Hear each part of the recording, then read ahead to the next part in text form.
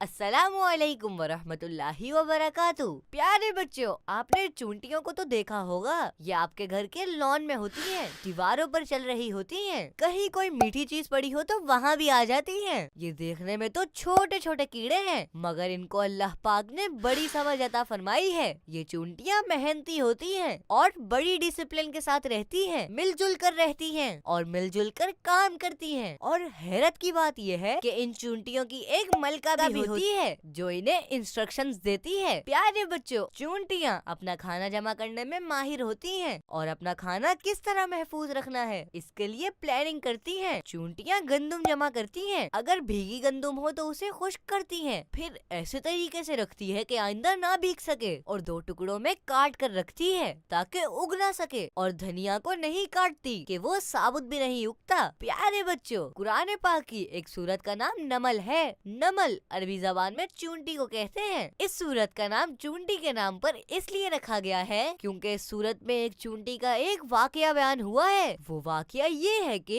एक मर्तबा अल्लाह पाक के नबी हजरत सुलेमान अलैहिस्सलाम बहुत बड़ा लश्कर लेकर एक वादी से गुजरे जहाँ बहुत ज्यादा चूंटियाँ थी। लश्कर को देख चूंटियों की मलका ने तमाम चूंटियों से कहा, ए चूंटियों, तुम सब अपने घर में चली जाओ, कहीं हजरत सुलेमान अलैहिस्सलाम और उनका लश्कर तुम्हें बेखबरी में कुचल ना दे। समझदार चूंटी की ये बात हजरत सुलेमान अलैहिस्सलाम ने 3 मील दूर से ही सुन ली। यानी नॉर्मल रफ्तार से पैदल चलकर 1 घंटे में हम तकरीबन जितना लंबा फासला तय कर सकते हैं, इतनी दूरी से आप अलैहिस्सलाम ने चूंटी की मलका की बात सुन ली। उसकी बात पर हजरत सुलेमान अलैहिस्सलाम मुस्कुराए और अपने लश्कर को रोक दिया ताकि चूंटियां अपने घरों में दाखिल हो जाएं। अल्लाह पाक ने इस वाक़े को कुरान मजीद में इस तरह बयान फरमाया है, हत्ता इज़ा अतौ अला वादिन नम्ल क़ालत नम्लतुन या अय्युहन नम्लु उदखुलू मसाकिनकुम ला यहतिमन्नकुम सुलैमानु व जुनूदुहु व हुम ला यशउरून फतबस्सम दाहिकम मिन कौलिहा।